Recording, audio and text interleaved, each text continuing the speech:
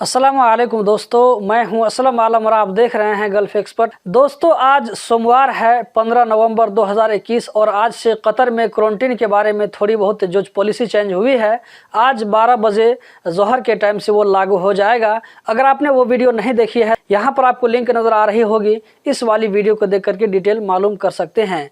आज की वीडियो में आप लोगों के कमेंट का जवाब देने वाला हूँ, तो इस वीडियो के साथ में आखिर तक बने रहें। हो सकता है आपको आपके कमेंट का जवाब भी मिल जाए। तो चलिए हम चलते हैं कमेंट की जानिब और यहाँ पर लेते हैं पहला सवाल। एक भाई ने पूछा है, मेरा 2 साल से ज़्यादा हो गया है कंपनी में, मैं घर जाना चाहता हूँ लेकिन कंपनी वाले मुझे नहीं भेज रहे हैं। मेरे पास आईडी नहीं है, एटीएम है जिसमें मेरी सैलरी आती है। घर जाने के लिए मैं कहाँ जाऊँ? सीआईडी के पास जाऊँ या लेबर मिनिस्ट्री के पास जाऊँ? आप जैसे बता रहे हैं कि आपको कतर में 2 साल हो गया है और आपके पास में आईडी नहीं है, इसका मतलब आप 2 साल से कतर में इलीगल रह रहे हैं। अगर आप लेबर मिनिस्ट्री में जाते हैं तो वहां से आपको थोड़ा सा झोल लग सकता है, मतलब कि थोड़ा सा लंबा टाइम लग सकता है ये सब क्लियर होने के लिए।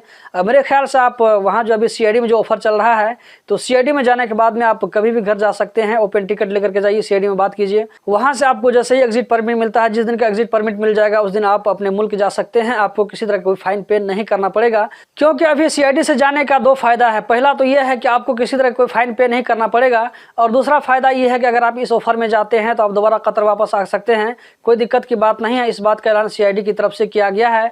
अब हम चलते हैं अगले सवाल की जानिब। अगले सवाल में एमडी अनवारुल ने लिखा है कि मैं नेपाल में वैक्सीन लिया था जॉनसन का, मेरे पास सर्टिफिकेट भी है, मैंने हेल्थ मिनिस्ट्री को ईमेल कर दिया है, 2 हफ्ता हो गया है लेकिन अभी तक सर्टिफिकेट ऑनलाइन नहीं हुआ है, क्या करूं? आपने कमेंट में बताया है कि आपने ये सारा काम खुद से किया है, तो हो सकता है इसमें जो कुछ कमी रह गई हो। तो मेरे ख्याल से आपने जो ईमेल किया था, जैसे आपको 2 हफ्ता हो गया है तो 2 हफ्ता के अंदर में आ जाना चाहिए। आप ऐसा कीजिए, किसी टाइपिंग सेंटर में जाकर के बात कीजिए और वहां से अगर हो सकता है तो उसको दोबारा ईमेल कर दीजिए, या आप अगर चाहें तो 16000 पर भी कॉल करके पूछ सकते हैं, इसके बारे में इंक्वायरी कर सकते हैं। इस पर बातचीत करने के बाद देखिए वहां से क्या जवाब मिलता है। अगर हो सके तो आप दोबारा जो है इस ईमेल को सेंड कर सकते हैं। अब हम चलते हैं अगले सवाल की जानिब। अगले सवाल में विश्वजीत कुमार सिंह ने पूछा है कि भाई मुझे वर्कर वीज़ा चाहिए, क्या आप दिला सकते हो? अगर हो सके तो प्लीज़ बताना।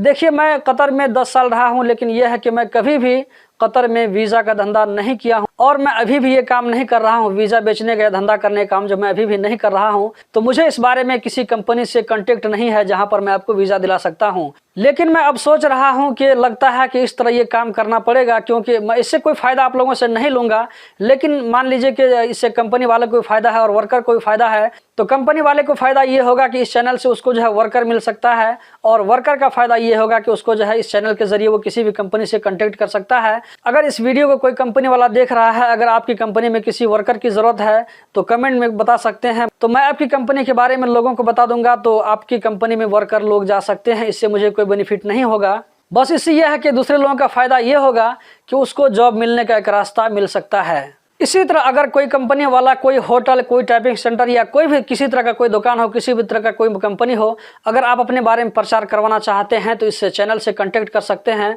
इस चैनल से आपकी कंपनी के बारे में, आपकी दुकान के बारे में, आपकी टाइपिंग सेंटर के बारे में, या जो भी जिस तरह की कंपनी हो, तो उस तरह मैं आप लोगों को एडवर्टाइजमेंट डाल दूंगा। तो इस चैनल के अबाउट सेक्शन में देखिए आपको ईमेल मिल जाएगा, उस ईमेल पर आप कांटेक्ट कर सकते हैं।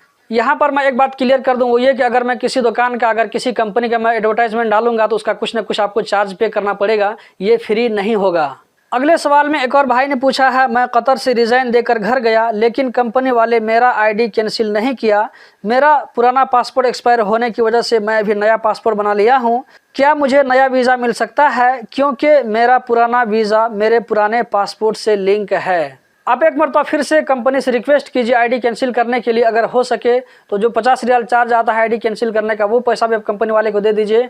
तो इस तरह हो सकता है कि आईडी कैंसिल कर दे आपकी कंपनी। अगर कैंसिल नहीं करती है फिर भी आप नया वीज़ा के लिए ट्राई कर सकते हैं, कोई दिक्कत की बात नहीं है, नया वीज़ा निकलने का चांस है। हम चलते हैं अगले सवाल की जानिब। अगले सवाल में सुनील थॉमस ने पूछा है, पीसीआर टेस्ट और एंटीबॉडी टेस्ट फ्री है या पेड है? अगर पेड है तो उसका प्राइस कितना है? कल मैंने एक भाई से बात किया था जो कि अभी कतर में है और कुछ दिनों पहले ही वो कतर गए हैं, तो उनसे बात हुई थी। तो उन्होंने कहा था कि कतर में पहुंचने के बाद जो वहाँ पे क्वारंटीन में उनका जो PCR टेस्ट हुआ था और एंटीबॉडी टेस्ट हुआ था, उनके लिए उनको अलग से पैसा पे नहीं करना पड़ा था। मतलब कि होटल में जाने के बाद उनका 1 रियाल भी खर्चा नहीं हुआ। तो जो भी PCR टेस्ट हुआ तो एंटीबॉडी टेस्ट हुआ तो उनको अलग से पैसा नहीं देना पड़ा। हो सकता है कि होटल वाले ने पे कर दिया होगा, या ये कि हो सकता है गवर्नमेंट की तरफ से फ्री हो। और अगर आप बाहर में PCR टेस्ट करवाते हैं तो उसका भी 160 रियाल प्राइस है PCR टेस्ट का, और एंटीबॉडी टेस्ट का 50 रियाल है। अब हम चलते हैं अगले सवाल की जानिब। अगले सवाल में एक और भाई ने पूछा है, प्लीज़ भाई मेरी हेल्प कीजिए। मैं 15 दिन पहले कतर आया हूँ ड्राइवर के काम पर, ड्राइवर के वीज़े पर, लेकिन कफील मुझसे बकरी का काम ले रहा है, बकरी चराने का मतलब। क्या मैं कफील चेंज कर सकता हूँ?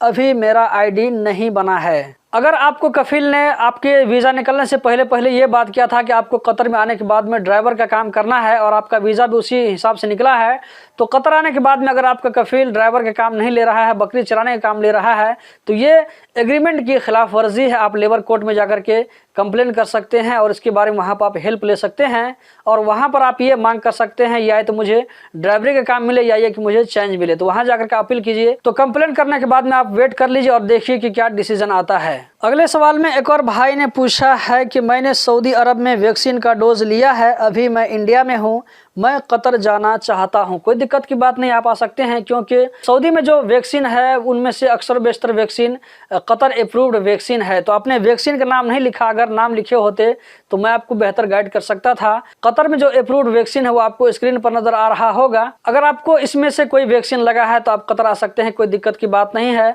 आपको कतर आने के बाद में 2 दिन का होटल या मुकैनिस क्वारंटीन होगा, लेकिन यह है कि इसका आपके पास में ओरिजिनल सर्टिफिकेट होनी चाहिए। आपको दोबारा वैक्सीन लेने की जरूरत नहीं पड़ेगी। अगले सवाल में एक और भाई ने पूछा है, छुट्टी में गया आदमी क्या टूरिस्ट वीजा में आ सकता है? जी बिल्कुल आ सकता है, लेकिन यह है कि उसका ID कैंसिल होना चाहिए या ये कि उसका ID एक्सपायर होना चाहिए। अगर आपका ID एक्सपायर नहीं है, मतलब कि ID वैलिड है, तो आपका वीज़ा टूरिस्ट में नहीं निकलेगा।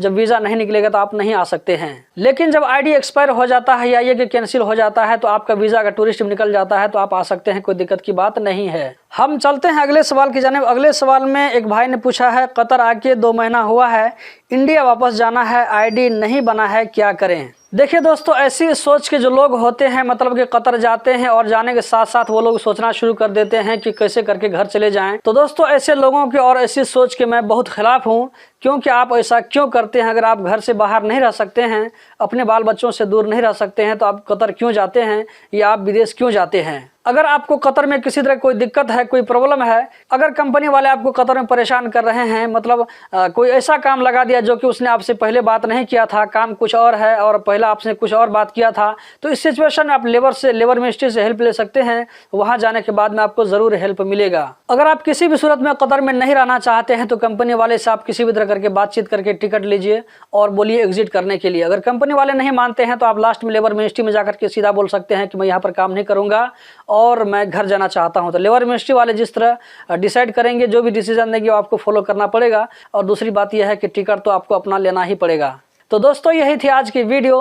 कतर के बारे में रोजाना इसी तरह की वीडियो देखते रहने के लिए चैनल को सब्सक्राइब करें, इस वीडियो को लाइक करें। इस वीडियो को देखने का बहुत बहुत शुक्रिया।